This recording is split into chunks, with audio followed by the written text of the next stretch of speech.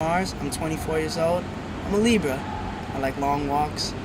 And, I like simple things. Going to a movie. Maybe catching a drink somewhere with a good friend. Once again, Bruno Mars. It sounds like a dating ad. I like girls. So how old were you when you knew you wanted to do this? 4. 4? I was 4 years old. And I wanted my dad to pull me up on stage because my dad had a show in Hawaii.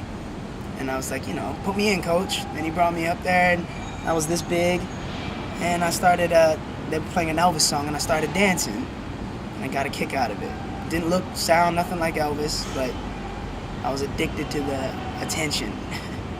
So you've always known you wanted to be in the spotlight? Because I know you first started with, songwriting and so forth. Did you always know that you wanted to be the one on the stage? Yeah. It's hard for me to say spotlight without feeling like a Broadway star, but I just get a kick out of playing with my band, performing at clubs or shows, and just that energy. I love live music. I'm a fan of live music. I love going to see bands, and every time I'm watching one, I'm like, sirens, is that okay? No, I was just thinking that. Sorry, let's just wait for it to die down a bit. They're out to get me, the police out here. Sorry, it's nearly gone. Okay, that's better. Hit me. So if you just pick up, please, from being in the spotlight. Spotlight. I'm a big fan of bands. I love watching live music.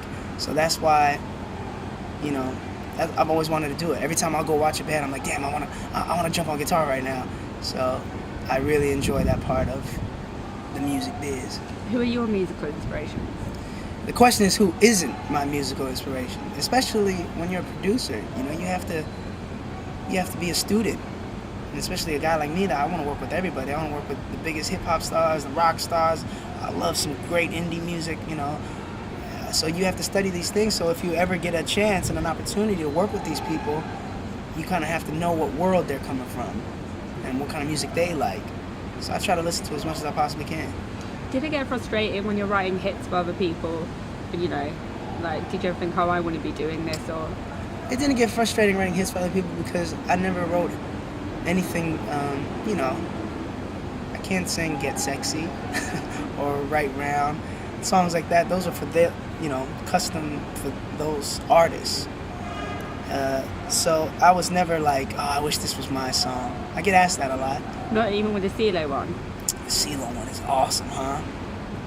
Fuck you, CeeLo, for being the dopest. He's so dope. Again, that's CeeLo. You know what I mean? It might not sound the same coming from me. He's such I've been a fan of CeeLo forever. And I had the opportunity to work with him, and I feel like no one could have sang that song the way he did. He made the F word sound poetic. Did you, when you were in the studio and you're doing that track, did you know it was a hit? Do you know, okay, this is something, this is going to take over? Yeah, well, I'm not taking credit for it. He had a lot to do with writing the song. It felt good. That's all we go by, is just what we feel. It's a song with a lot of swear words in it, so obviously we can't play it on the radio, but that goes to show you what we're doing is we're just writing songs. And that's how Nothing on You was born, that's how Billionaire was born. We're just guys in the studio trying to make something that we all like. I mean, you must be getting, those songs, particularly here, top 3 songs, all of them have done amazing. I mean, everyone's talking about the CeeLo track everywhere I go. The newspapers are writing. It doesn't matter, it's not played on radio. I'm so happy about that. You must be getting so many calls now. Who's calling you, asking to work with you? Man, who isn't calling me to work? No, you know what? I think a lot of people know that I'm focused on what I'm doing. I got an album coming out. I'm on tour.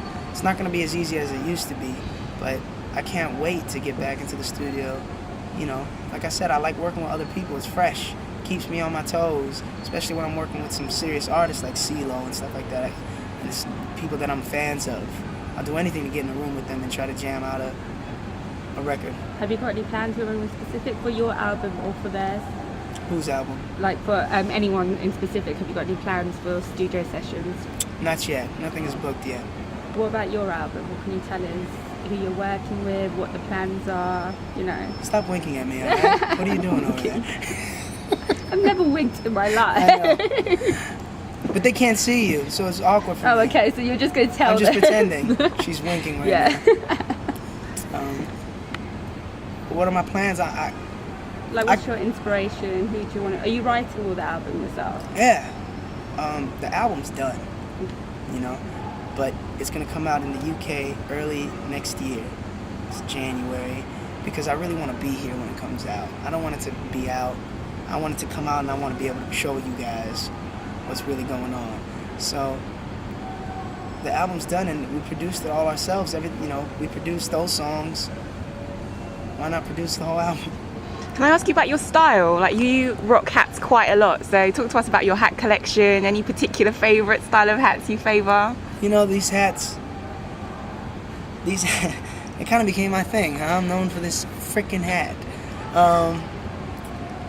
Just being lazy, that's all. You know, I had an afro. I used to rock an afro in high school, and I chopped it all off. And it felt a little awkward for me because I used to have an afro for years. I found these hats, and I started wearing them. And that was it. And that just kind of became a thing of mine. So on the MTV do when you were 17, we're going to do all the shots of you with your afro. It's definitely coming. And I wanted to ask you about your name. I don't know if this is true, but Bruno, after Bruno Samar, what's his face, the wrestler? Sammartino. Because I grew up on wrestling, so I was just... You know Bruno Sammartino? Yes. You're the only one that does. Yes. So tell us about your infatuation with WWE and your name. It's not and my infatuation. It was my father. He that was, you know, a wrestler in his day. And I guess I resembled him when I was a kid, and he would call me Bruno Sammartino. So that's been my name since I was 2 years old. So there's no big story about it. Like, I didn't come up with that. That was something my dad nicknamed me. So my mother, my sisters, I'm known as Bruno at home. Seems like your dad has a lot to do with your musical career. My dad is a musical dude, you know, and so diverse. Latin percussionist that's into 1950s rock and roll and doo-wop. And he's been in bands his whole life. That's all he's been doing. And music is drums and guitars and pianos have been all over my house. So that was like my habitat. So I would always, you know, try to learn how to play like my idols and mimic them. But he does have a lot to do with my music.